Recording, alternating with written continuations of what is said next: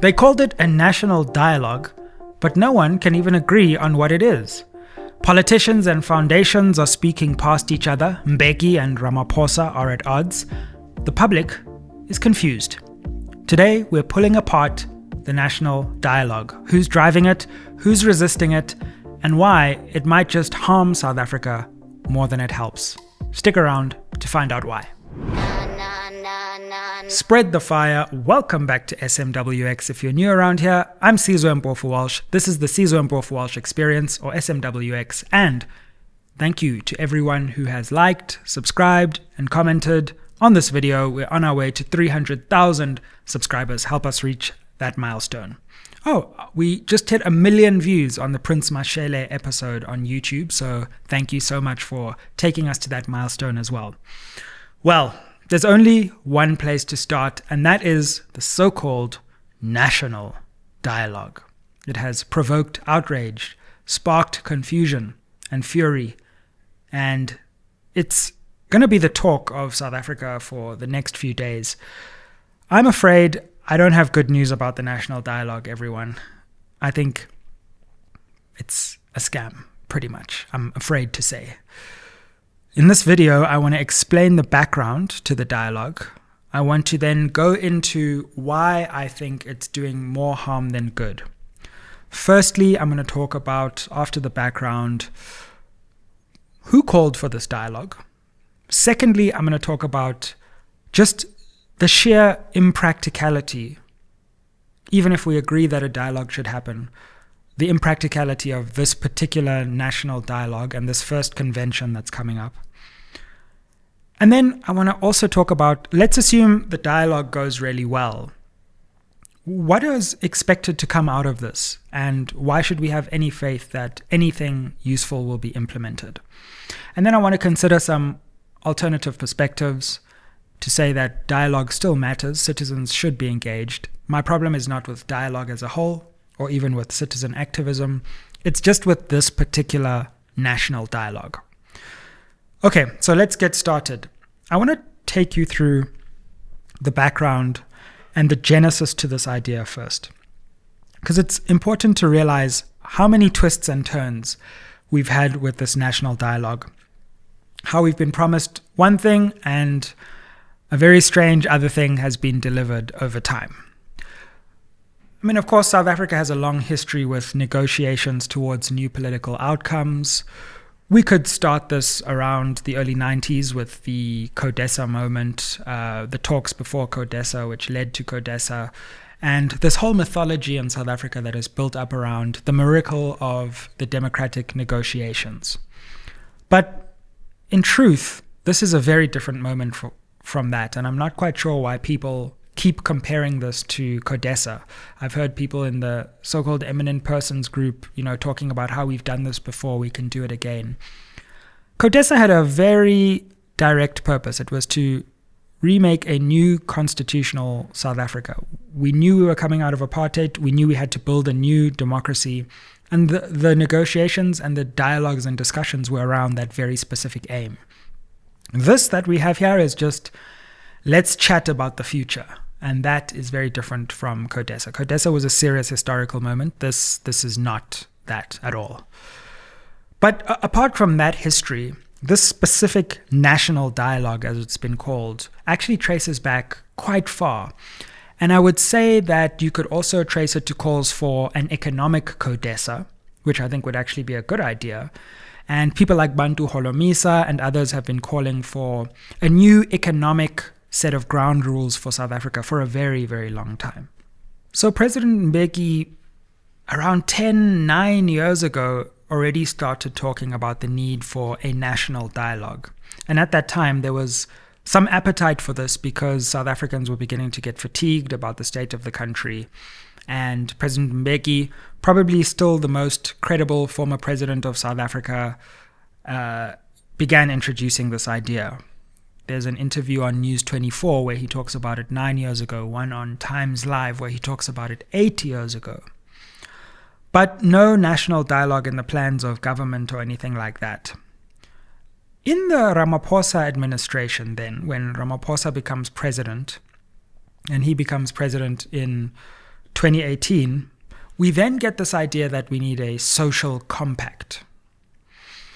Now, Ramaphosa promised this for his entire first term. In fact, in 2022, just before the last election, roughly towards the end of his first term, he pledged to finalize a comprehensive social compact within 100 days. And this was at the 2022 SONA. Guess what?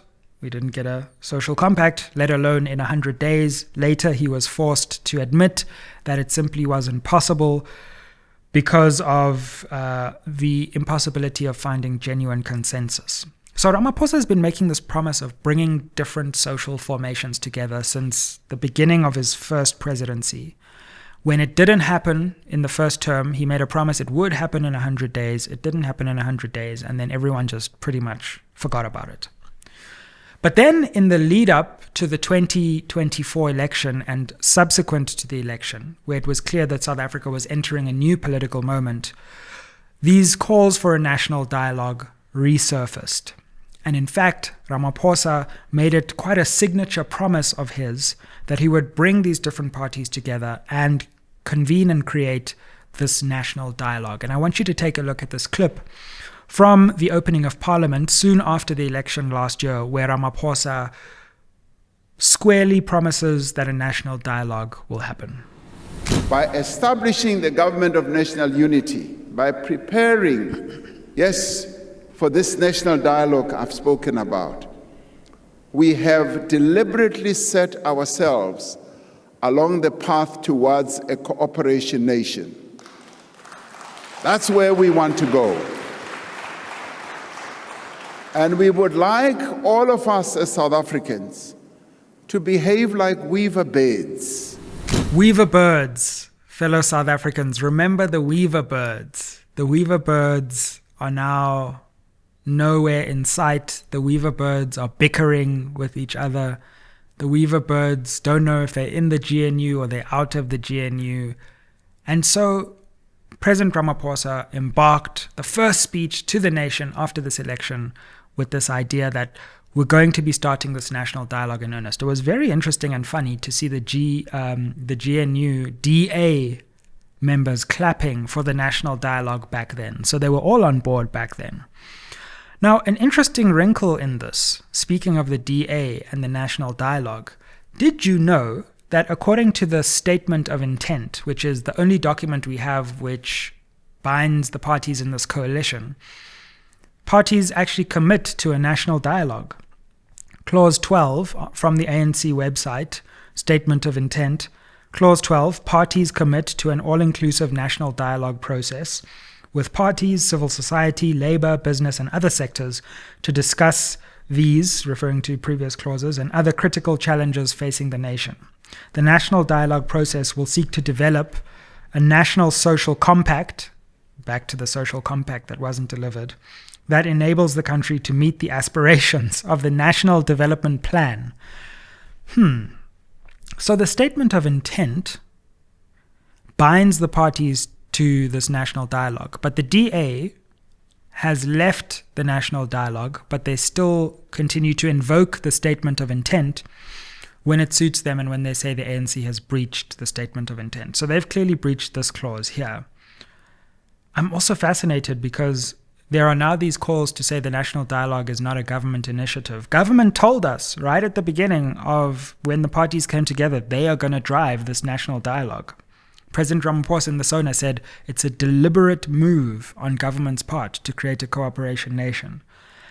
And this national dialogue is going to try and create a social compact, which is Ramaphosa language again, to meet the aspirations of the National Development Plan. Who was the deputy chair of the National Planning Commission? Who crafted the National Development Plan? None other than President Cyril Ramaphosa.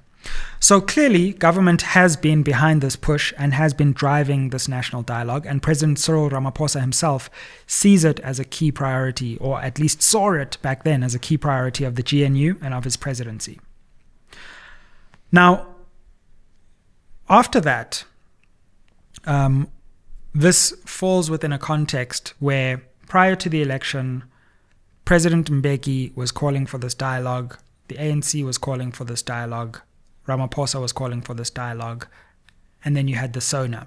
But I want to show you what President Mbeki said, also in and around the election milieu, where he made the official call for a national dialogue, because this introduces Ramaphosa's vision for the dialogue and Mbeki's vision for the dialogue, and we'll see that there is a clash in those two visions going forward. Let's have a look at what President Mbeki said in and around the lead up to the election.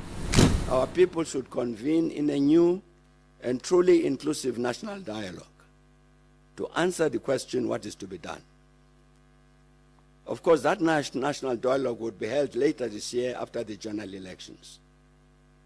In this regard, I must report that currently I am engaged in serious discussions with a number of our national foundations, because I'm certain that the country as a whole would benefit greatly from their collective voice on the matter of the national dialogue I've mentioned. So a couple of interesting things there. Now we have the foundations and Mbeki, legacy foundations, and the Mbeki Foundation being one key thing, and them moving towards this national dialogue. They eventually convene a kind of task team that starts moving towards the national dialogue. Interestingly, though, everyone saw this as happening in the year of the election first.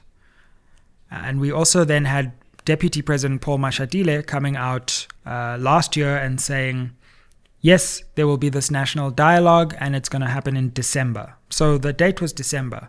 And it's really quite something to see that a year after the election results even, there is no national dialogue. And only in August of the following year have we even got to this point, and we're not anywhere near the real start in the first place. So this just gives you a flavor of how this episode and national dialogue conversation has evolved and grown. Cool. So let's come, as we continue to appreciate the background of this, to the current spat, because a key moment has been the pulling out of various key players. So you saw the DA parliamentarians clapping along to the national dialogue initially. When President Ramaphosa fired Deputy Minister Andrew Whitfield, a DA deputy minister, it sparked a controversy, and the DA retaliated by withdrawing from the national dialogue. So they said, we're no longer interested in this national dialogue thing. So already the DA had pulled out, and that was concerning. But then it looked like things were back on track when the president announced the Eminent Persons Group, this group of successful South Africans across different fields that Ramaphosa effectively came together to appoint. Then, just as that seemed to be moving in the direction that the dialogue would be happening, by the way, there's great public skepticism growing at this point, because you also have the Mkhwanazi allegations that emerge. We then have a few weeks later, just recently, all the legacy foundations which lent their credibility to this, from the Desmond and Leah Tutu Foundation to the Luthuli Foundation to the Mbeki Foundation. The Nelson Mandela Foundation had pulled out actually last year already, all withdrawing their support, leading to a near collapse of the dialogue and its credibility. Nonetheless, President Ramaphosa and the presidency, who seem to be taking increasing charge of the communication around this, said, no matter what happens, DA has left, MK-EFF had left before that.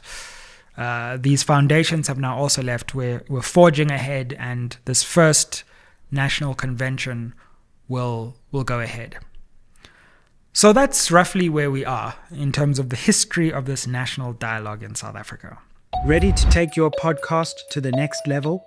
At Ayeye Studios, you can film, edit, and release your podcast all in one place.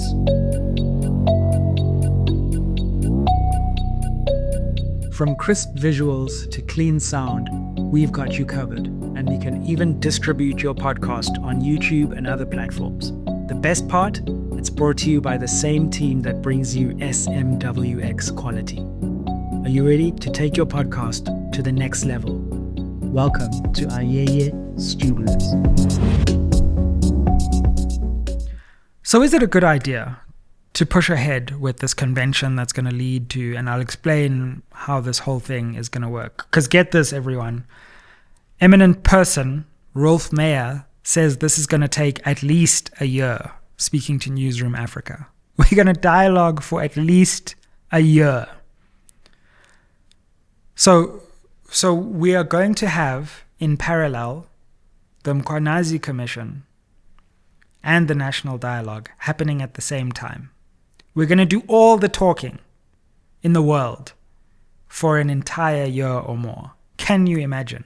Without ever approaching decisive action around the solutions that we are talking and spinning our wheels around.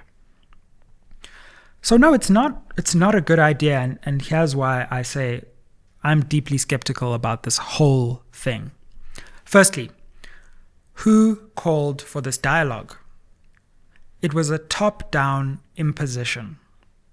Now, it may have been a good idea at some point, and yes, South Africans were frustrated. They saw President Mbeki as a figure of credibility, and when he said we should have a national dialogue years and years ago, it may have sounded like a good idea. But in truth, you'll have to point out the South Africans from below who came together to say, you know what we need to do as a country right now in this critical juncture? We need to dialogue for a year.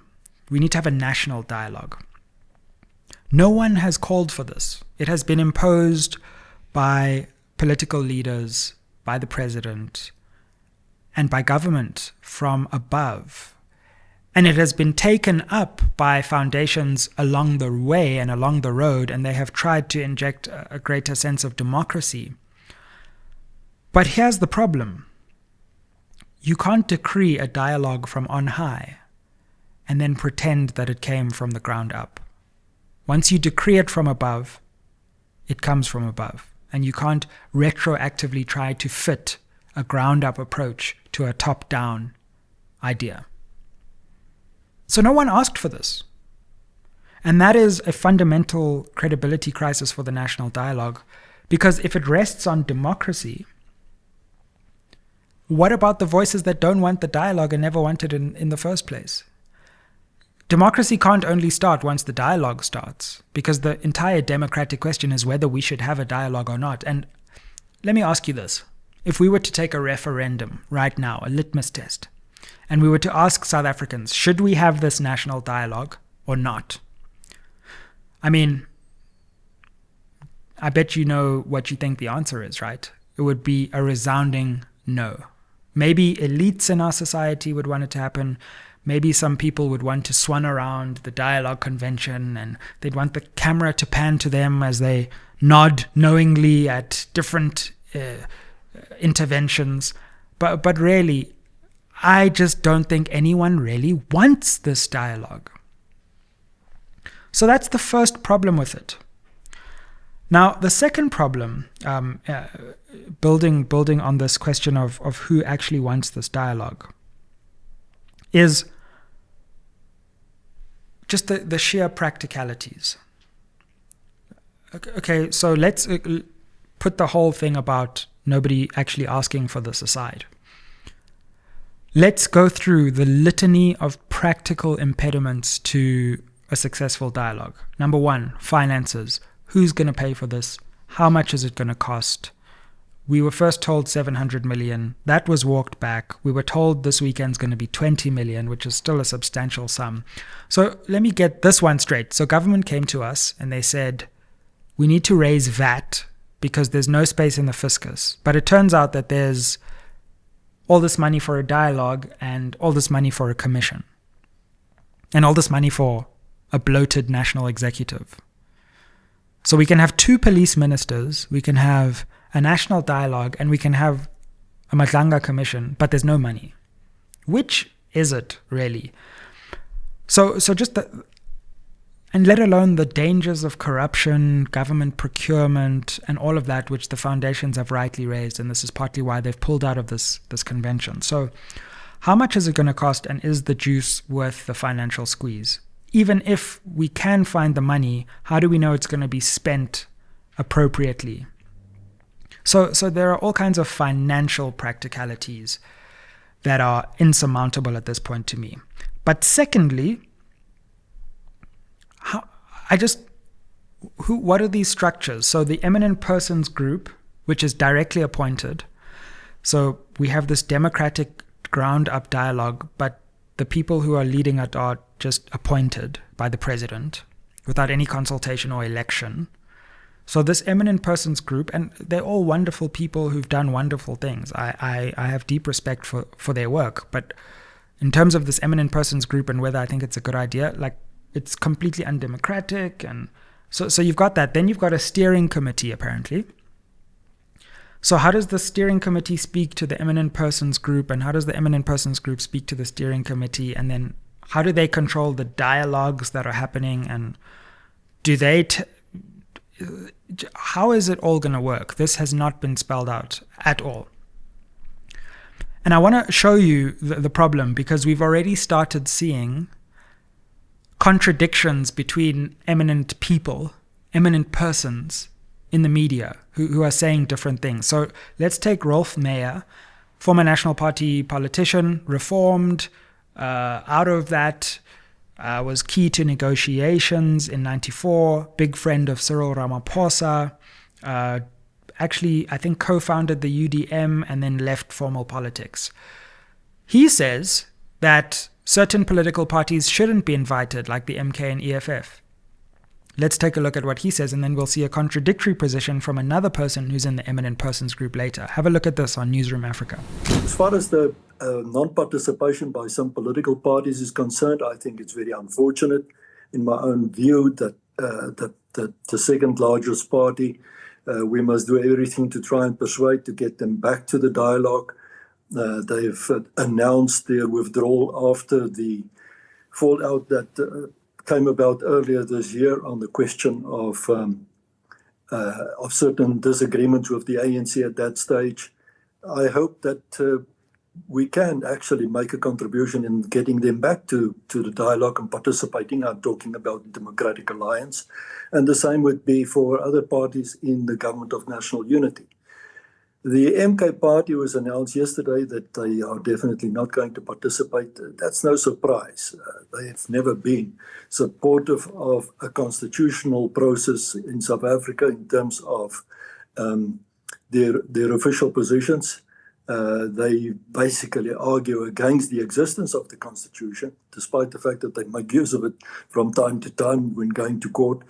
But that is not a surprise. So that's Rolf Meyer, who I believe has been appointed as some kind of co-chair of the Eminent. So he's like the eminent. He's the grand eminence. And he says, no, MK, we don't need to invite them back in because they've defined themselves outside the Constitution. But the DA, we hope they'll come in.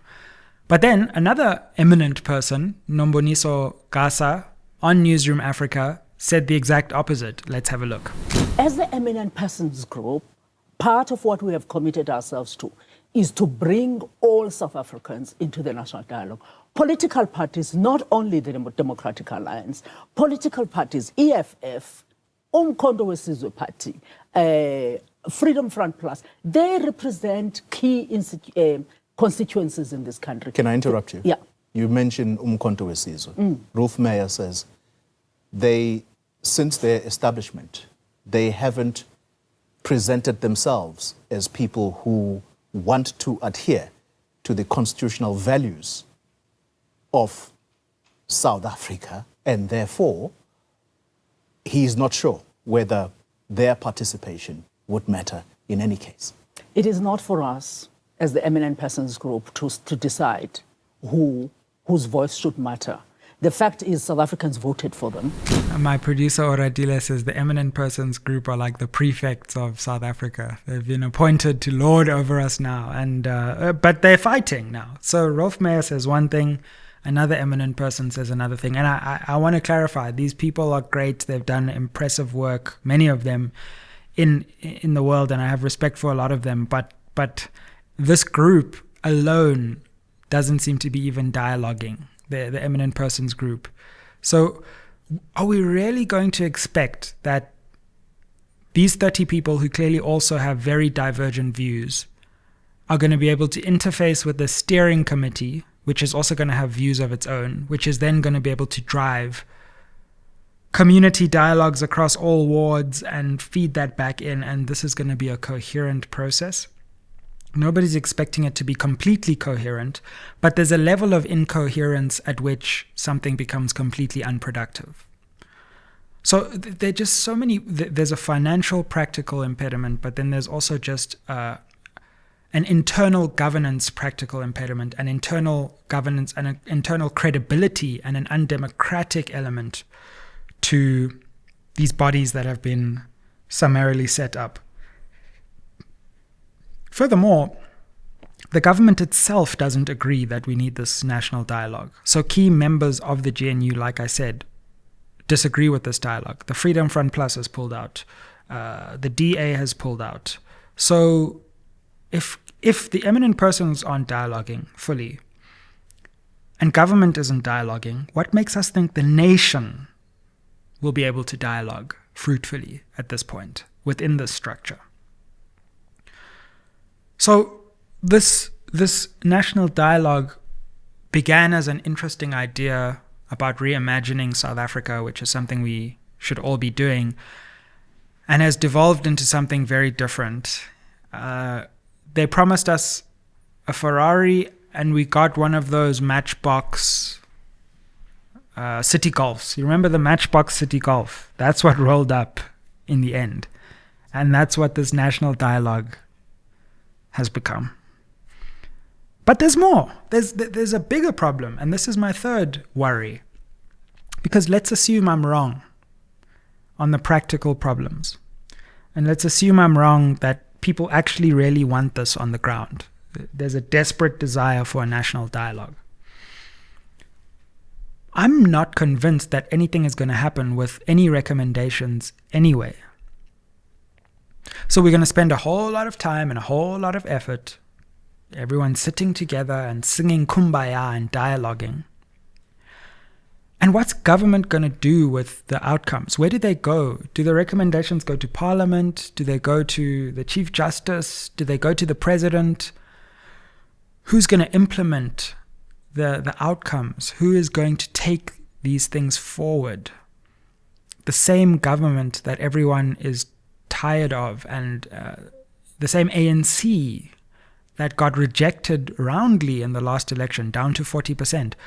See, we can't get around a broken political system, unfortunately, because that's the system that has to deliver in the end.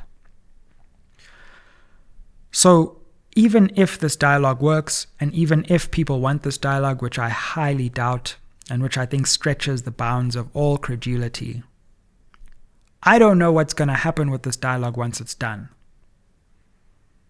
By the way, how do we know when the dialogue is done? Do we say, okay, at 11:15 on the 7th of September 2026, no more dialoguing, everyone. Now we need to move forward. The other thing is just that a democracy is a perpetual dialogue. So how is this different from the other dialogues that are happening every day? Every day people call into radio stations, television programs to share their frustrations. I don't know how many podcasts we have at this point, but it's a growing number. There's constant dialogue on digital media, on social media. There's formal structures of parliament. There are formal structures of community engagement. There are formal structures of citizen representation. There are constitutional requirements that you have to get citizen participation before laws can be passed.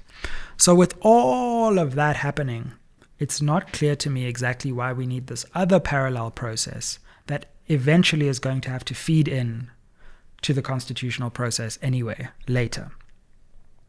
So I'm not convinced that anything is going to come of this national dialogue, even if it happens in the best possible way. And for those three reasons, I am deeply skeptical that this dialogue is worth the effort. Now, what am I not saying? And let's add some nuance to this conversation, right? Because, I mean, there is the 1 million episode, 1 million views episode, one of the parts that's been watched the most and clipped around and shared was when Prince Mashele said we must actually just march against this national dialogue. And that seemed to resonate with a lot of people. And it will be interesting to see if there is protest at this national dialogue, because there might well be protest. And that would actually probably be, protest itself is also a productive form of dialogue, which we've been having in South Africa for a long time, if protest can be channeled in the right ways. But on the other hand, let me just clarify what I'm not saying here, right? I'm not coming out against dialogue. For example, there are a host of issues over which it is important that South Africans speak. I'm just worried about this particular modality in this particular GNU, driven by this particular president, and the political calculations that go into it, and how that has already tainted the idea of a truly organic set of conversations around reimagining South Africa. Should we reimagine South Africa? Absolutely. In this book, which I wrote in 2021, there's an entire chapter on how we need to reimagine South Africa. But unfortunately, a lot of that conversation has to do with reimagining ourselves out of the ANC. How are we going to do that when the ANC is part of convening this and the ANC-led government is part of funding it? There are some deep questions about the Constitution. Do we want to reimagine that? Do we want to have a conversation about what has worked, what hasn't worked, and how we as a not just as a government, but as a country go into a new era? That could be a fruitful and interesting conversation, but that's not the kind of conversation which we are having now. We've already been told by Rolf Meyer that the Constitution is what convenes everyone there. But what if that's the conversation we should be having, about starting from the beginning and reimagining South Africa anew? And again, I'm not saying the Constitution is the problem. There are many important gains embedded in the Constitution, but is everything that's there working optimally? Maybe not. So maybe that's a conversation. So on the one hand, it feels like this process wants to dialogue, but on the other hand, it feels like it has narrowed the strictures of the dialogue to such an extent that only certain opinions will be allowed. And I think that's deeply dangerous to any kind of dialogue, because initially you want the widest spectrum of opinion. And clearly, if you're not in the center and you're not pretty much on board with the GNU or President Ramaphosa's tenure, it feels like this dialogue isn't really for you at this point. But what can we still salvage from this? One important thing, I think, is the way that these foundations have started working together. I've actually been quite impressed, you'll be shocked to say this, by some of the statements from the de Klerk Foundation. The Mbeki Foundation has done important work, the Tutu Foundation, etc. But wouldn't it be great if those foundations could come together not so much around this national dialogue, but maybe a common action or a common policy change, rather than just this nebulous let's talk?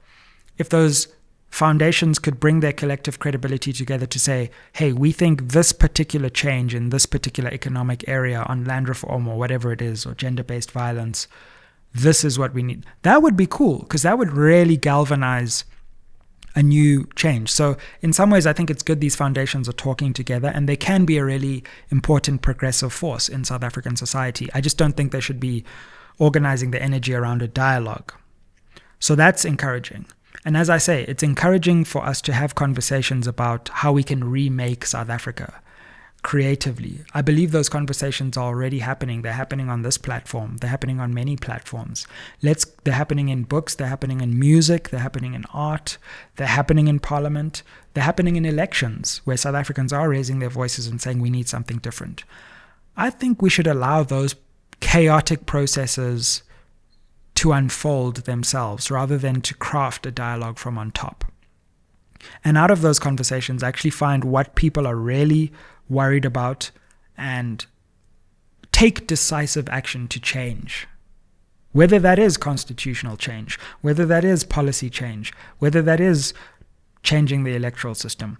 I just feel like everyone is so desperate for change, and instead of change, what we get is more talk about change. And so, to conclude, when you look at our country right now, we're in a very desperate moment where there are some serious crises confronting the country. People are crying out for someone somewhere to do something decisive. That's why Lieutenant General Mkhwanazi got the great reception he did, because he didn't dialogue for 3 months and go around the country and ask people, should I have that press conference or should I not have the press conference? And do you think there's corruption or do you not think it's corruption? He just acted. And that's what people really want from government. So my contribution to the national dialogue is that we should not have a national dialogue. We should have national coordinated action. And the people we elected with our votes to do the things and execute the things with our taxpayers' money should get on with doing them, rather than keeping us in these holding patterns of delay, of debate, and of doublespeak. Like, share, subscribe. Make sure you keep it locked on SMWX. Take us to 300,000 subscribers. Make sure you get a white SMWX hoodie, which should now be available on the SMWX website. Go to smwx.store. I want to give a shout out to Khumo Khumalo, who helped me with the research for this article. No national dialogue egos were hurt in the process of making this video. And I hope that you are all having a good time. And thank you for the growing SMWX community. It's great to see those of you who are new. Welcome aboard. To all the day ones, it's great to be riding with you again. Keep it locked, listen on podcast platforms, and like, share, and subscribe. Aye.